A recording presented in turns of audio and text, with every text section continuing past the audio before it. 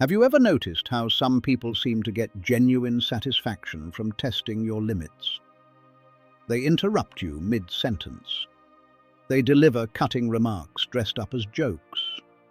They behave as if your time and your feelings are somehow optional, and they expect you to smile and carry on as if nothing happened.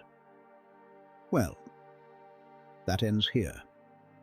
If you are tired of tolerating disrespect like it is something normal, like it is just the way things are, this video is for you.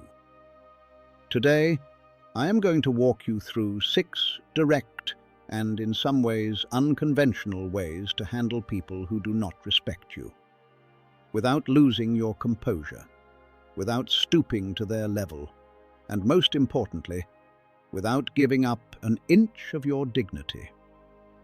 By the end of this video, you will know exactly how to make it clear to anyone, without aggression, without drama, where your line is. Before we start, I want to ask you one thing. Share your experience in the comments. How do you handle disrespect when it comes at you? Your story might be exactly what someone else needs to hear today. Now, let's begin. 1. Emotional control is the strongest response, and it drives manipulators out of their minds. There is an almost universal expectation that when someone provokes or disrespects you, you are supposed to respond immediately. Reacting fast seems instinctive, a way to defend yourself, to assert yourself, to show that you will not be pushed around. But who decided you have to play by those rules? An immediate reaction is a risk, because in those moments, emotion takes over.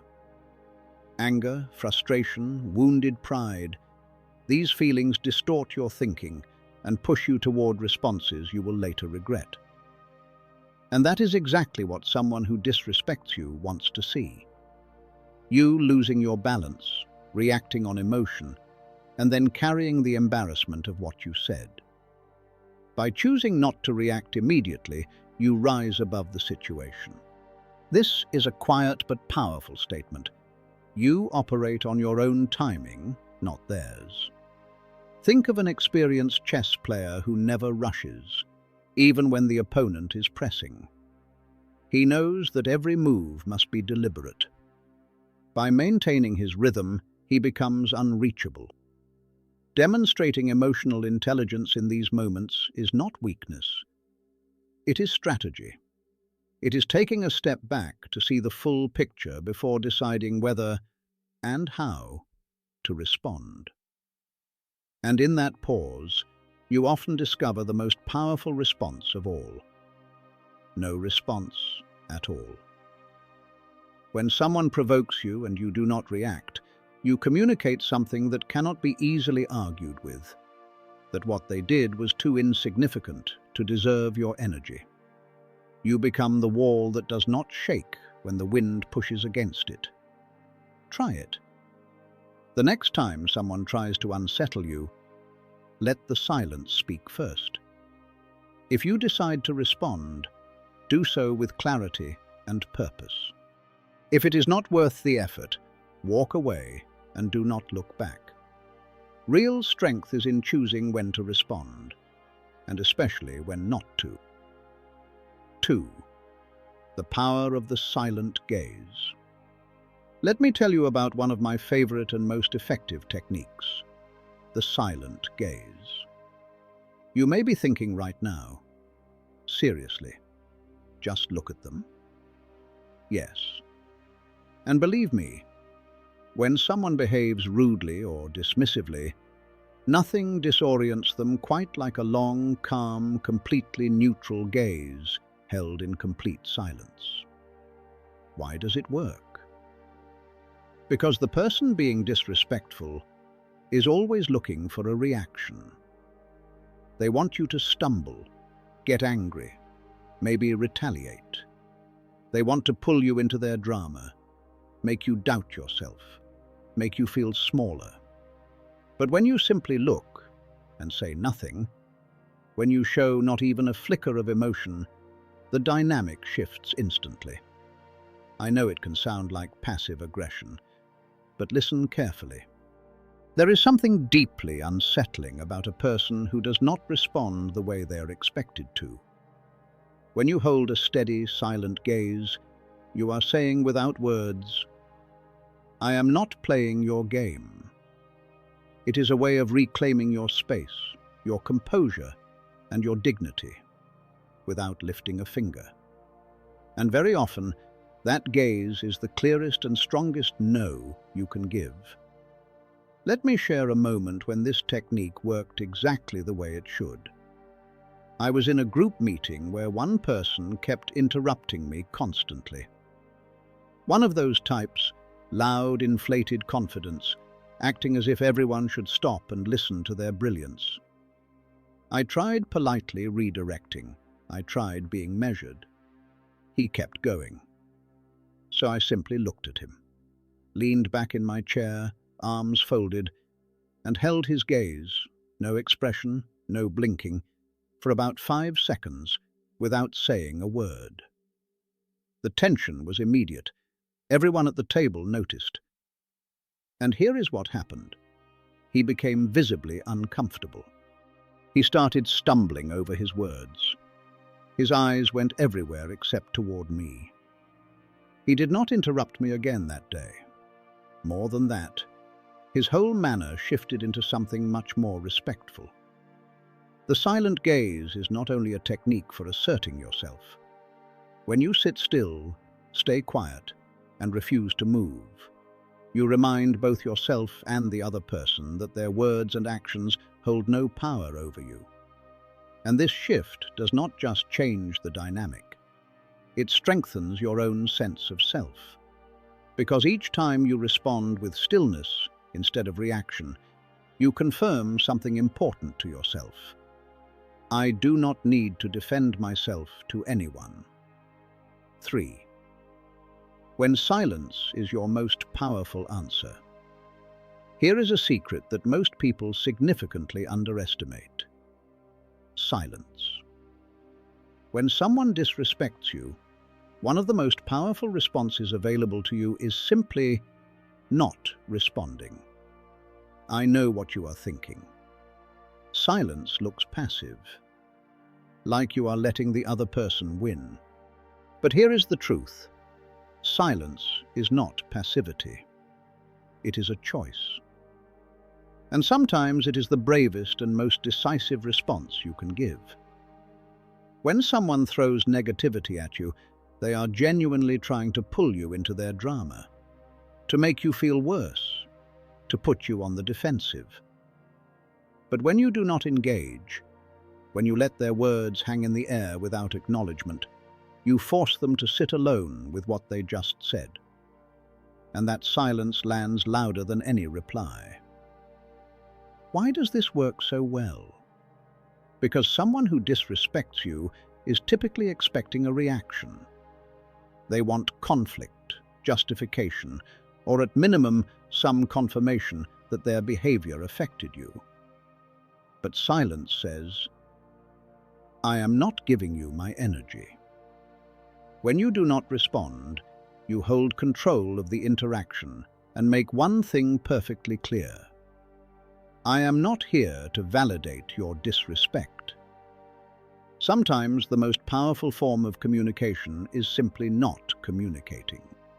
It is a quiet, understated message that says, this person is not worth my time or my words. And it is not just about managing the situation, it is about protecting your energy. Silence is a filter. It keeps your peace intact by refusing entry to the negativity someone else is trying to throw at you. I was not always good at this. For a long time, I felt that if I did not defend myself, I would look weak, like I was accepting the treatment. But I started to notice a consistent pattern. Every time I responded to disrespect, I felt drained, irritated, and worse. Every time I held back, Let the words pass like background noise. I felt lighter, stronger, more centered. As if each time I chose silence over reaction, I reclaimed a piece of myself. Here is the challenge for you. The next time someone starts to disrespect you, stop, breathe, look at them, and say nothing. Let your silence speak. You will be surprised how uncomfortable it makes them, and how free it makes you. Because in that moment of choosing not to react, you are choosing yourself. 4. Your life does not come with a commentary track. How many times have you made a decision for yourself, and immediately someone materialized to interrogate you? Why did you do that? Why didn't you go to that event? Why did you choose that job?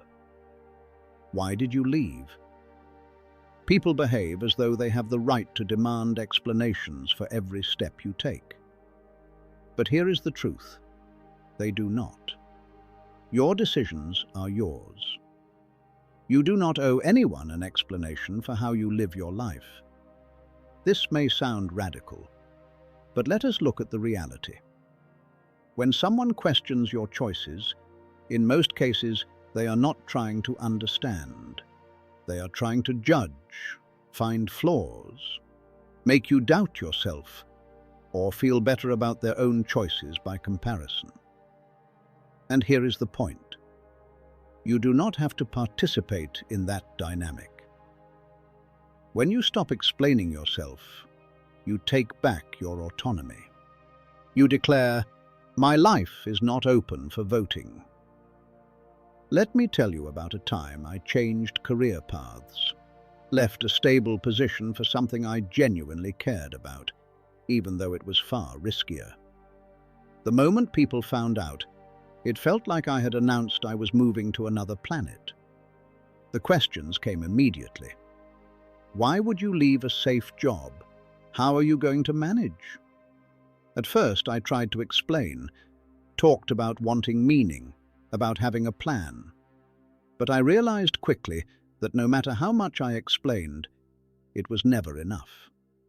The more I elaborated, the more they probed, found holes, and left me feeling as though I had something to prove. So one day, I changed my approach. Someone asked why I had left the job, and I said simply, "Because I wanted to." No details, no plan, no report. And you know what? It was exactly right. The silence after that answer said more than anything I could have elaborated. People did not know how to respond because I had removed their ability to evaluate my decisions. Over time, they simply stopped asking. That is the beauty of not explaining yourself. It is liberating. It is accepting your own truth. Understanding that your decisions carry value because you made them, not because someone else approved them. When you stop justifying your choices, you allow yourself to live a genuine life, without the weight of other people's expectations. You stop spending energy trying to convince others, and you redirect it toward the life you actually chose. Your life does not need collective approval. When you stop explaining, you declare, "I trust my own decisions enough not to need your validation." 5. Do not override your own limits for anyone. Let us be honest. Sometimes the most effective way to deal with people who do not respect you is simply to keep your distance. This may sound harsh, maybe even cold. But here is the uncomfortable truth. Not everyone deserves a prominent place in your life. If someone consistently demonstrates disrespect, one of the healthiest things you can do is give yourself space from them. This does not mean you hate them or that you are being dramatic. It means you respect yourself enough to protect your own peace. Maintaining distance is not about ignoring someone or being cruel. It is about choosing where to direct your energy. Imagine your life as an exclusive club with limited access. Not everyone gets a VIP pass. If someone consistently crosses your limits, makes you feel lesser, or brings a persistent negativity, why should they be there at all? Distance is not a bad thing. It gives you clarity. It allows you to see a situation for what it actually is, without the fog of guilt or emotional manipulation. Think about what happens when you keep people near you who do not respect you. It is like leaving your front door wide open to anyone who wants to come in and criticize everything they see. You end up exhausted, anxious, irritated, and then wonder why. Creating distance is an act of self-preservation.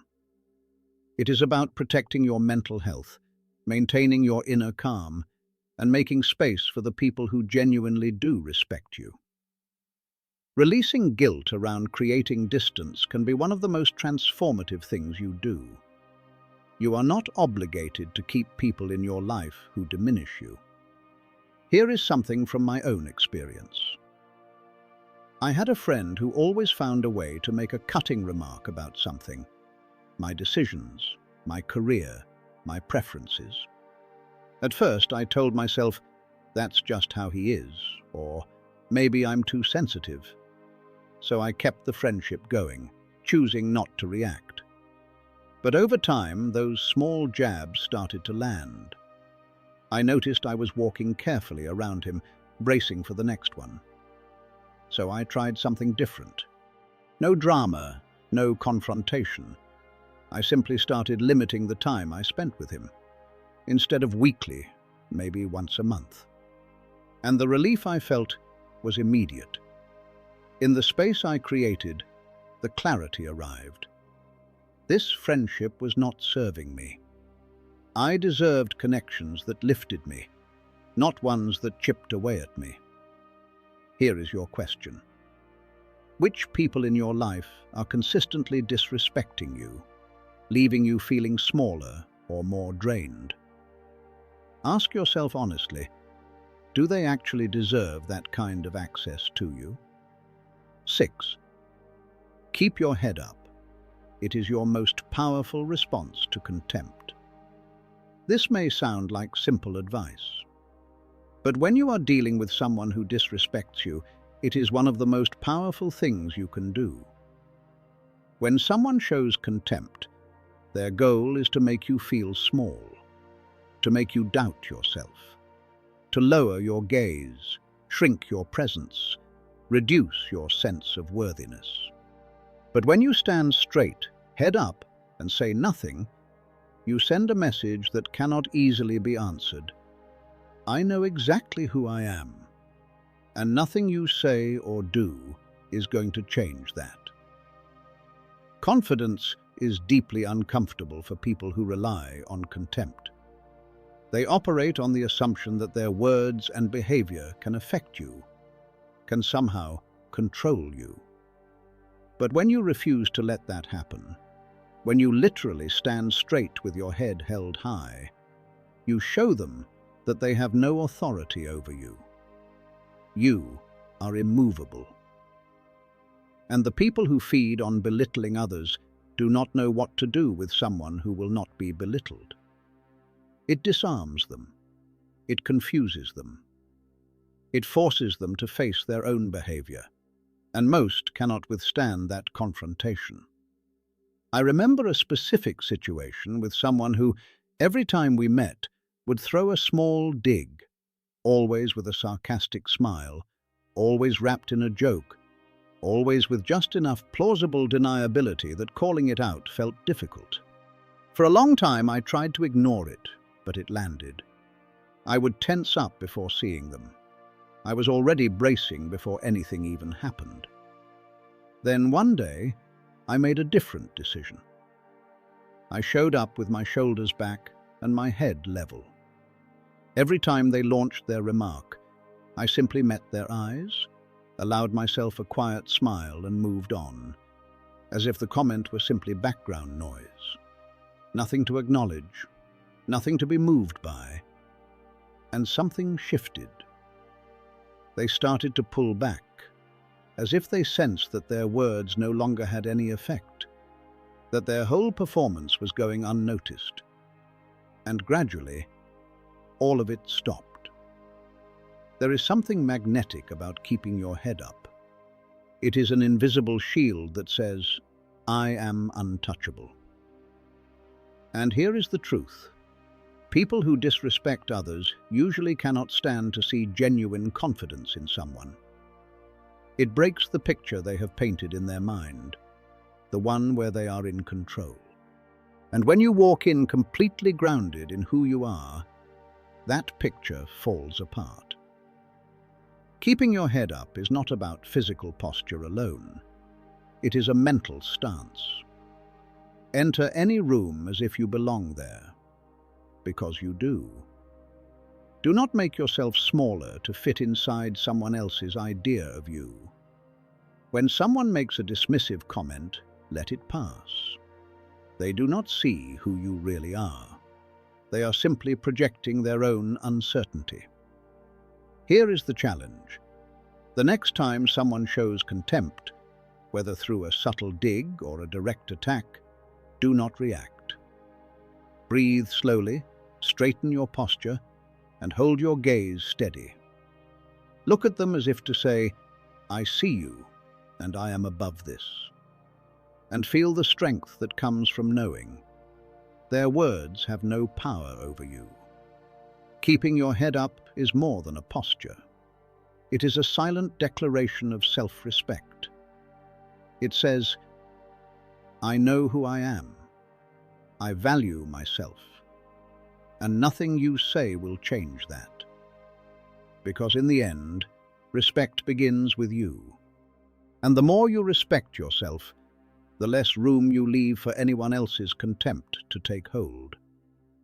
If you have made it here, share in the comments. Which of these strategies felt most relevant to your situation? Or simply write, "My self-respect is stronger than any provocation. I am Stoic." I look forward to hearing your stories. Subscribe, hit the bell, and share this with someone who needs it. Your support is what allows this content to keep reaching the people who are ready for it. Thank you from the bottom of my heart for your time and attention. I wish you strength, clarity, and confidence in every step ahead. I will see you in the next one.